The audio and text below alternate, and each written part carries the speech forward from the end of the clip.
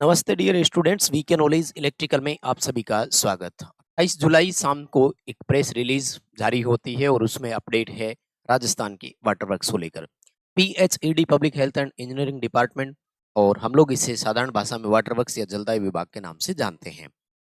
एक press release हुई है मीटिंग के बाद और उसमें आपके लिए एक जिक्र किया गया है और बड़ा शानदार पद नाम भी दिया गया है। उसकी क्या क्वालिफिकेशन रखेंगे, सिलेक्शन प्रोसेस क्या उसमें रह सकती है, मतलब हमें कुल मिलाकर एग्जाम पैटर्न और उस चीज से मतलब और हमें करना क्या है, फिलहाल के लिए हमारे पास ऑप्शन क्या है, हम उस पर एक बात करेंगे। पूरा ओवरव्यू आपको दे देंगे इस मीटिंग का, इस प्रेस विज्ञप्ति का। हालांकि ये 28 तारीख शाम का है, मुझे टाइम नहीं मिल पाया उसके बाद, नहीं तो मैं अपडेट ये आपको एक दिन पहले देता। सभी न्यूज़पेपर में भी आ चुकी है, सभी न्यूज़ वेबसाइट्स पर भी है, न्यूज़ चैनल्स पर भी है। अगर आप देखना चाहो तो वहाँ भी देख सकते हैं। लेकिन सबसे बड़ी बात, ऑफिशियल जो राजस्थान सरकार का सूचना एवं प्रसारण विभाग होता है, वहाँ ऑफिशियल वेबसाइट पर ये उपलब्ध है। तो इसका मतलब ये हकीकत है और ऑफिशियल है। अपडेट क्या है वो आपको मैं बताऊं। ठीक है, एक मीटिंग होती है और उसमें पेयजल के जो है ना उसके बारे में चर्चा होती है, जहां 80,000 करोड़ रुपए का एक्शन प्लान किया जाता है और गांव तक शुद्ध पेयजल पहुंचाने के लिए योजना बनाई जाती है। इसी योजना में जिक्र किया जाता है आपके लिए नई भर्ती का। इसमें स्पष्ट लिख रखा है कि तकनीकी एवं प्रशासनिक पदों की समयबद्ध भर्ती से सुनिश्चित होगी मानव संसाधनों की उपलब्धता। यानी इन्होंने कहा कि हम भर्ती के लिए भी सुनिश्चित कर रहे हैं। तो कहाँ जिक्र किया और कितना जिक्र किया, मैं पहले उस मुद्दे पर आता हूँ और उसके बाद में हमें क्या करना है हम लोग उस पर बात करेंगे, है ना। जो पॉइंट आपके सामने रखा है वो मैं बता देता हूँ जिस पर ऑफिशियल इन्होंने कहा है, ठीक है ना। ये देखो, ये रही वो लाइन।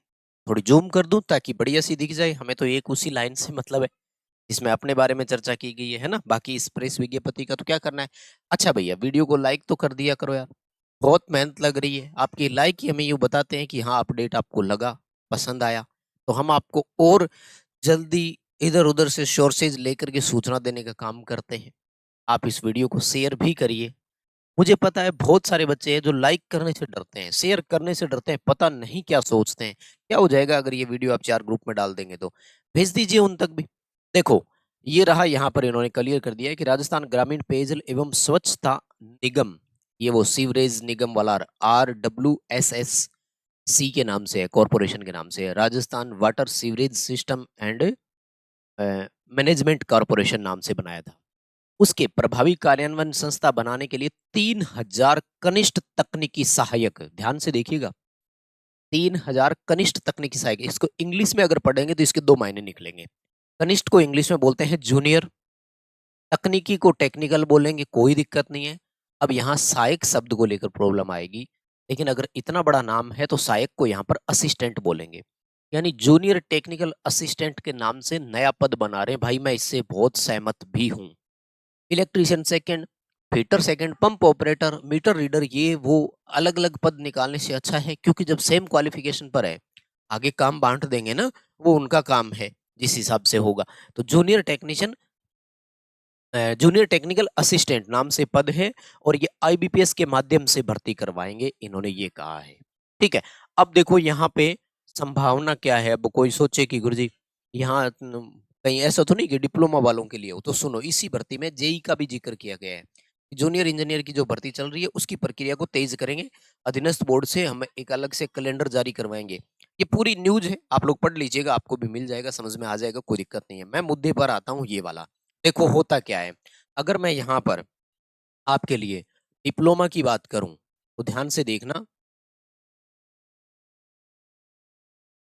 डिप्लोमा और डिग्री यानी बीटेक मैं नाम लिख देता हूं, इन दोनों को यहाँ पे वाटर वर्क्स में जेई लगाया जाता है, ध्यान रखिए, जूनियर इंजीनियर लगाया जाता है। ठीक है, इनको थोड़े इंक्रीमेंट एक्स्ट्रा मिलते हैं और इनके प्रमोशन में 1-2 साल का थोड़ा सा गैप रहता है, बस, और कोई दिक्कत नहीं है। तो ये दोनों जेई के लिए एलिजिबल होते हैं। तो भाई ये जो आपके लिए बनाया है जेटीए नाम का पोस्ट, जूनियर टेक्निकल असिस्टेंट, तो मानकर चलिए कि इसमें आईटीआई ही क्वालिफिकेशन काम करेगी और कोई ऑप्शन इनके पास है ही नहीं। और कॉमन नाम रखा है, जेटीए मैकेनिकल कर देंगे, जेटीए इलेक्ट्रिकल कर देंगे, आगे बस कर दिया, हो गया काम, करिए ना।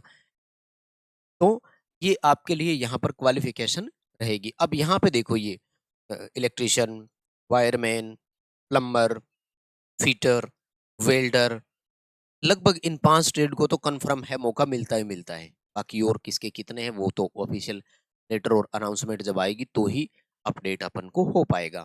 आएगी कब इसका तो देखो है कुछ अपडेट नहीं, जितना न्यूज़ है वो आप तक ले आया हूँ मैं। क्वालिफिकेशन यहाँ पे आईटीआई रहेगी क्योंकि डिप्लोमा और बीटेक वालों को जेईई लगाया जाता है और जेईई की भर्ती लगातार पैरेलल हमेशा चलती रहती है और 3000 पद आ रहे हैं, कम नहीं होते। और चलो जैसा भी है, वैसे तो इस डिपार्टमेंट के हिसाब से तो कम ही है क्योंकि पता नहीं लास्ट आईटीआई वालों की भर्ती कब हुई थी, याद ही नहीं होगी किसी को। इंपॉर्टेंट पॉइंट हमारे लिए ये है, भर्ती शुरू तो हो रही है, आज है ये, फिर 2-3 साल में दोबारा देखने को मिल जाएगी। आए तो सही एक बार, मतलब अभी 2026 में निकलती है तो हमें ये 28 में फिर देखने को मिल जाएगी। एक बार अगर शुरुआत हो जाती है तो फिर भर्ती रुकेगी नहीं, फिर और आ जाएगी। इसलिए जैसे तैसे एक बार अगर 3000 पद भी आ रहे हैं तो आ जाए, हम स्वागत करेंगे, है ना? आप भी करिए, स्वागत करना है। जेटीए आईटीआई वाले हैं, बात करेंगे कि गुरुजी एज कितनी की रखेंगे क्योंकि बहुत सारे है ना एज को लेकर आएंगे। देखो एज अनरिजर्व में जनरल जो 18 से 28 रहती है ना, उसमें जो छूट देने का प्रावधान होता है, इसमें भी क्या ऊपरी कैप होती है, एक सीलिंग होती है, अनलिमिटेड छूट की भी नहीं होती, तो ये 3 साल की मैक्सिमम छूट दे सकते। ऐसे नहीं कि 5 साल से भर्ती नहीं हुई तो 5 साल जोड़ो, तो वाटर वर्क्स में तो 36 साल से भर्ती नहीं हुई, 36 साल नहीं जोड़ सकते ना, सीधा रिटायरमेंट ही कर देंगे। तो जहां तक मेरा मानना है अनरिजर्व के लिए अपर एज 31 साल 31 ईयर रख सकते हैं।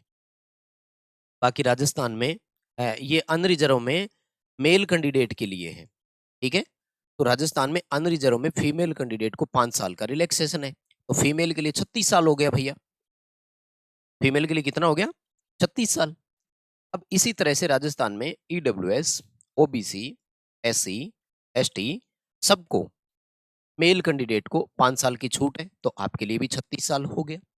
अब इन सब कैटेगरी में फीमेल को 10 साल की छूट मिलेगी, तो उनके लिए 41 वर्ष हो गया। ये नियमानुसार जो है हर आम भर्ती में हम देख रहे हैं वो छूट बता रहा हूं मैं। यहाँ पे अनरिजर्व के मेल कैंडिडेट की ये 3 साल की छूट अपन मान कर चल रहे हैं।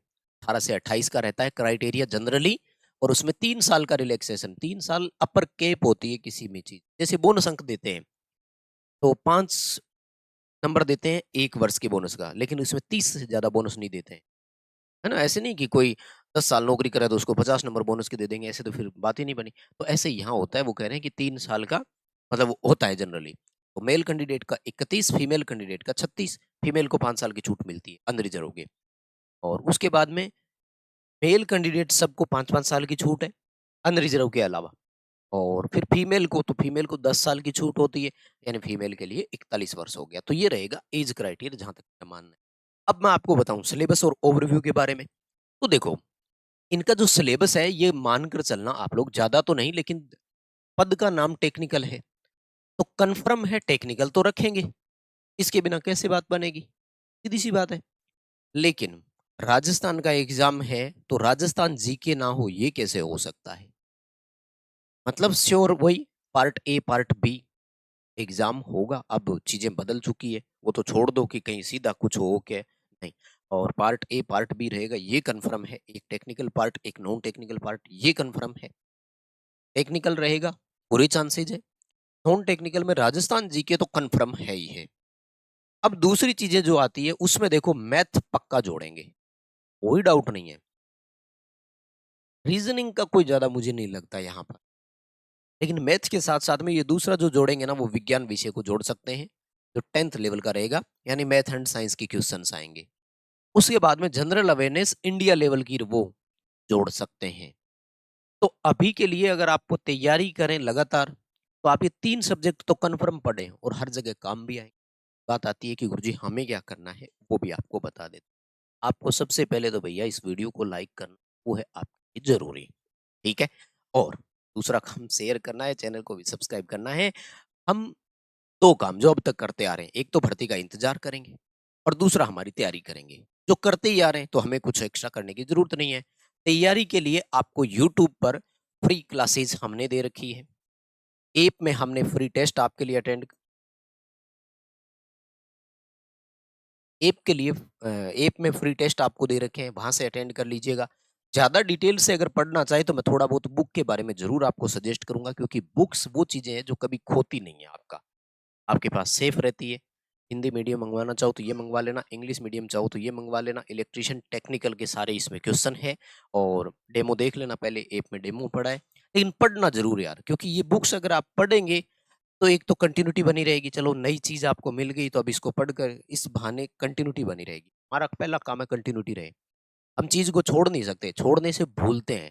यूट्यूब से चाहे आप डेली 50 क्वेश्चन की क्लास लगा लो, कहीं से भी कोई दिक्कत नहीं है, जहाँ मर्ज़ी मन करे वहाँ से, मैं कोई कुछ नहीं कहूँगा। हालाँकि अगर वीके नॉलेज से आप देखना चाहते हैं, तो मैंने 2-3 प्लेलिस्ट बना रखी है, उनको देख लीजिए। डिजिटल बोर्ड पर एमसीक्यूज़ की है, एक पुरानी स्क्रीन रिकॉर्डिंग वाली है जिसमें 99 वीडियो है, वो अगर देख लोगे तो भैया ज़िंदगी बन जाएगी। और बाकी अब नई क्लासेज़ जो डाली थी डिजिटल बोर्ड वाली, उनको देखो तो एक 95 क्लास की वीडियो और भी है, तो उनको भी देख सकते हैं आप। करिए, कंटिन्यूटी बनाए रखिएगा, free test time to time attend करते रहा करो, बुक पढ़ लो, बुक बहुत शानदार है, आपको कुछ न कुछ नया ज़रूर सिखाएगी। अगर तैयारी है, तो फिर आपको एक बार बुक नज़र में से ज़रूर निकालनी चाहिए, क्योंकि इसमें बहुत स्टैंडर्ड लेवल के क्वेश्चन्स हमने दिए हैं। बाकी और जब नोटिफ़िकेशन आ जाएगा, तो आपको सूचना दे देंगे। पर ये है कि कुछ न कुछ तैयारी चल ज़रूर रही है। ऑफ़िशियल स्टेटमेंट नहीं निकालते। देख रहे हैं ना आप, ये प्रेस रिलीज़ है। प्रेस रिलीज़ वो होती है जो मीटिंग के बाद आपको मीडिया को देनी होती है। जानते हैं क्या प्रेस रिलीज़ के बारे में? प्रेस रिलीज़ किसी भी संगठन के लिए, किसी भी ऑर्गेनाइज़ेशन के लिए एक ऑफ़िशियल स्टेटमेंट होता है कि आज हमारी ये मीटिंग हुई और उस पर इस मुद्दे पर चर्चा हुई। तो वहाँ पर पूरा ज़िक्र किया है तो ऑफ़िशियल तो है। करिए तैयारी। बहुत धन्यवाद, शुभकामनाएँ सभी को। थैंक यू वेरी मच, शुक्रिया।